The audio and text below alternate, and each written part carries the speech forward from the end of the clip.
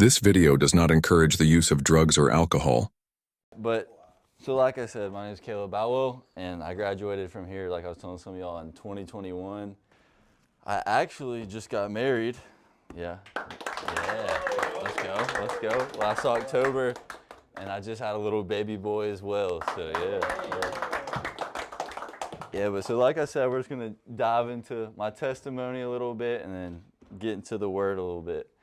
And so, growing up, kind of like everybody here, I would assume, like, y'all's parents obviously care about y'all a lot to send you to a school like this. I didn't quite think that while I was here, sadly, but looking back, I really do appreciate being able to come to a school like this and having teachers like Mr. Sanders and kind of just all the teachers here really, are hands-on and try to help y'all out. But so growing up, both of my parents were very much into church. They were taking us to Sunday school, VBS, y'all know the kind of stuff. And so growing up, I never really had like a personal relationship with Jesus. I just kind of believed in God because my parents believed in God. And so that kind of all changed actually when I was a sophomore here. And I'm sure you might know, but when I was a sophomore here, I was leaving after school workouts with Coach Jacoby, and I walk out, and I'm waiting for my mom, like, because she's usually early. I'm like, she's not here. And so all of a sudden, my neighbors actually, like from where I live, they show up, and they're like, hey, Caleb, your mom, something came up, and we got to take you home. And so on that car ride, they actually proceeded to tell me that something happened with my dad, and he got life-flighted to the hospital. And so during that car ride, I was, really stressed out and everything, and I get to the hospital, and 2 days go by, and then my dad actually ends up passing away from what they ruled as a stroke. And so my entire life growing up, depending on my parents' faith and them bringing me to church and doing all that stuff, all of a sudden I'm minus one parent who was really like the rock of our family, led us to church, led us to do everything. And so all of a sudden I got a mom and a sister, my dad passed away, and I'm kind of just like, what in the heck, kind of just happened in my life. And so could one of y'all flip to Luke 4:13? It's a short verse. If y'all could read that. And when the devil had ended every temptation, he departed from him until the opportune time. Just a little background context. This was actually when Jesus went into the wilderness and he fasted for 40 days. And the devil came 3 separate times to tempt Jesus, and Jesus ultimately told him off, quoted scripture, and fought off the devil. And so that Luke 4:13 is actually, it's saying that the devil will actually, go away from us and leave us alone for a little bit till that opportunity presents itself to where we're vulnerable, to attack us again. And so I've never really experienced that. And looking back at my life, I really feel like, from the moment I was born up until that day my dad passed away, I feel like I kind of had it easy, and like I was just breezing through life. Everything was going good for me. And then that happened, and it's like, and then it leads to 2 months later is actually when a group of friends I had, and just through struggling and being in the wrong places, I was actually presented with marijuana and alcohol, and I started getting into the party scene and trying to hang out with the wrong crowd just to, at the time I didn't know, but it was to kind of run away from everything that was happening. And so all that's going on, and for 2 years I was just addicted to marijuana, really, and it was just, I didn't really know it, but it was just numbing me. I wasn't happy or sad, I wasn't mad, I was just kind of, 2 years just kind of went by like that. And so after that, I had a really bad experience with it. I was telling the class earlier, I actually thought that I was gonna die that night, because like it felt like my heart was beating down my chest, I couldn't breathe, all this stuff was happening to me, and I was too embarrassed to reach out for help from anybody. So I was like, you know what, this is the first time I talked to God in a while. I was like, God, I don't want to die, but if I die, it's kind of whatever. And so I ended up waking up, and that obviously scared me a good bit, and so I kind of distanced myself from marijuana and all that, but the alcohol, and actually another kind of addiction that I was presented with around that time was pornography. And I know that's something that's, through our phones and everything, really presented in front of y'all in today's age. And so, like I said, for 2 years, that was really my life, just a whole lot of struggle and pain and kind of just trying to get through everything. And so after that, I ended up graduating from here in 2021, and then I go to college. I go to school at Georgia Southern, and the same addictions just show back up because I'm free. And like what was your name? Peyton. Like Peyton read about, the devil will wait until when you're vulnerable, right? And so what more vulnerable of a spot to be with your parents for 18 years and to be by yourself all of a sudden, ready to do whatever. And so, as soon as I get to college, start drinking. I stayed away from marijuana because I was honestly scared to die. And so I start drinking and going out and doing all this stuff and going to the bars and doing all this. And pornography, like I was talking about, actually led to where we talked about in the first class that sin actually like multiplies itself, and you have to keep either going back to it or eventually you're going to need more of it. And so just through, pornography eventually wasn't enough, and I was getting drunk, and there's women everywhere. And so that became kind of my new addiction, was chasing the prettiest women and trying to be the coolest guy out, really, just inflating my ego. And that ultimately, what does a guy who wants to be the coolest guy do? He joins a fraternity. That's at least what I thought. That's not true, by the way. And so at the time I thought that, and I join a fraternity.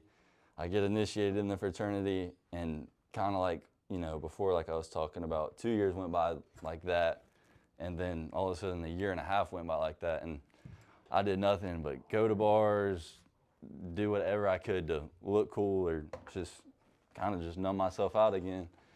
And this is kind of where, my life started to take a pivot, because what I'm about to tell y'all, like, if you would have told me, like, sitting here today, every guy wants the prettiest girl. Every guy wants to be the coolest guy when you're in high school or whatever. And so, certain things, I wasn't totally against doing in high school. But, if you would have told me what I'm about to tell y'all in high school, I'd be like, bro, no, that's too far. I would never do that. And, what my schedule consisted of was waking up, do whatever schoolwork I had to do that was due, sometimes not doing it. And then I'd start drinking with my fraternity guys and trying to go out and have fun or whatever. And ultimately that led to me being super, super tired and hungover all the time and feeling like crap.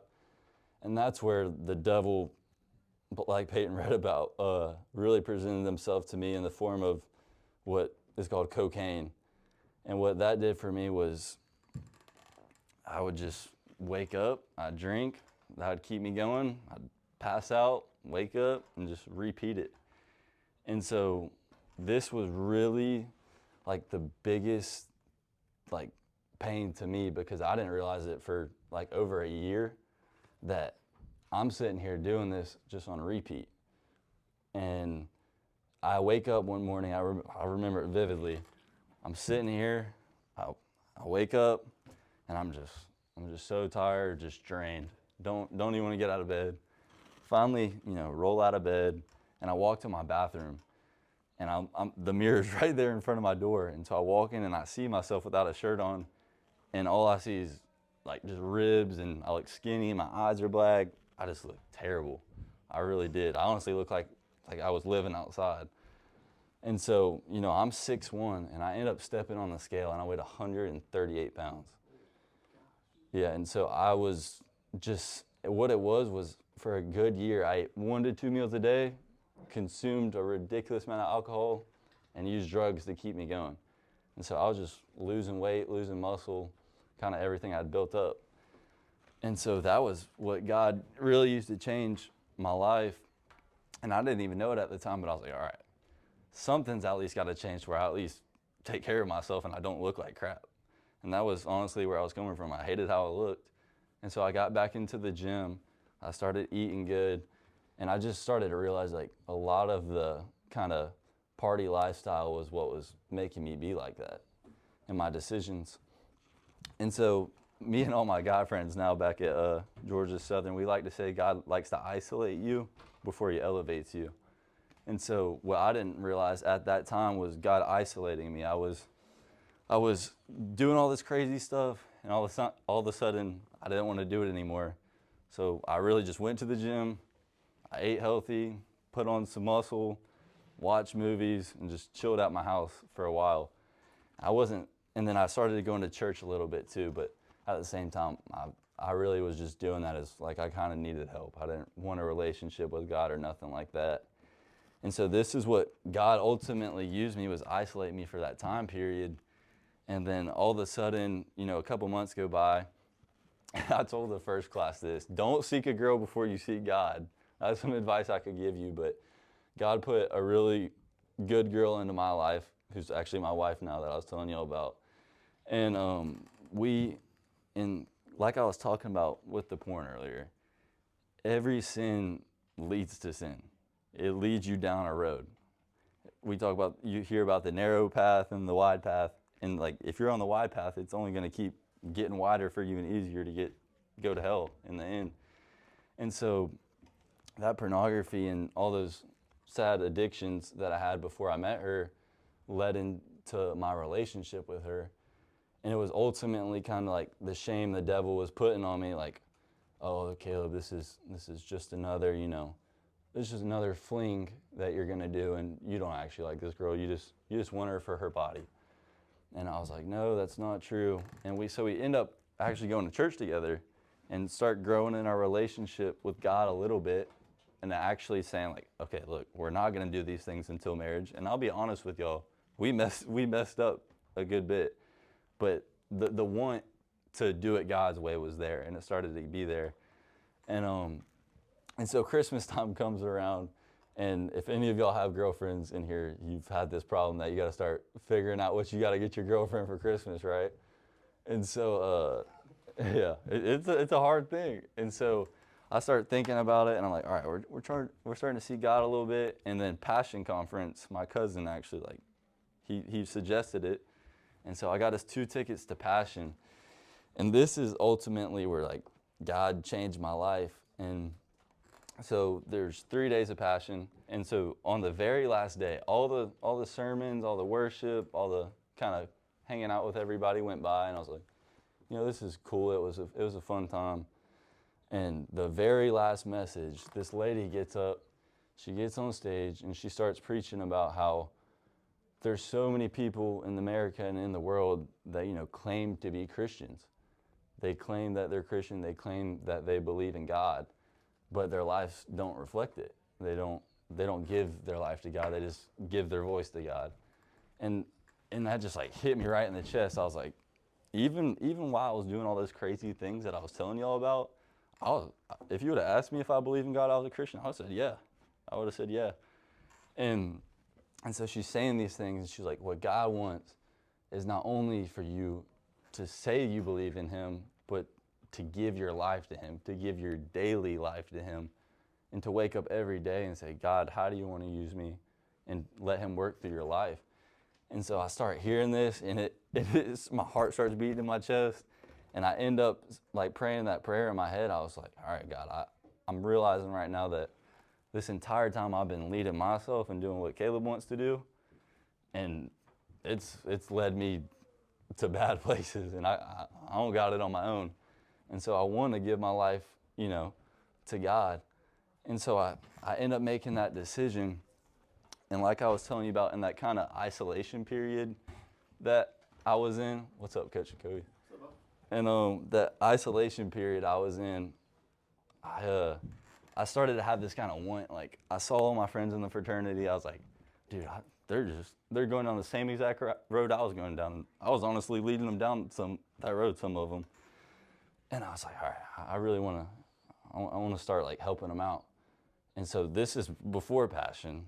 And so there's some positions in the fraternity, kind of like a student board, kind of like y'all have. And 2 of them were warden and chaplain, which are kind of a lot more hands-on with the guys in the fraternity, like caring for them a little bit.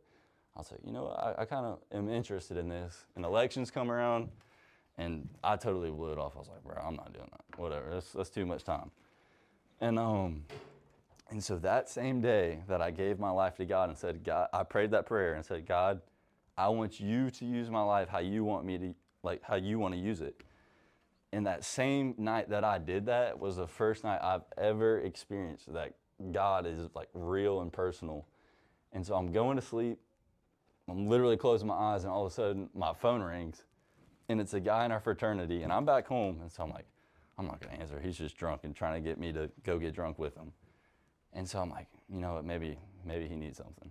So I answer the phone, and he goes, Caleb, the person that ran for chaplain, he couldn't do it, and so we think you'd be a good fit to do it. And I hadn't told nobody that.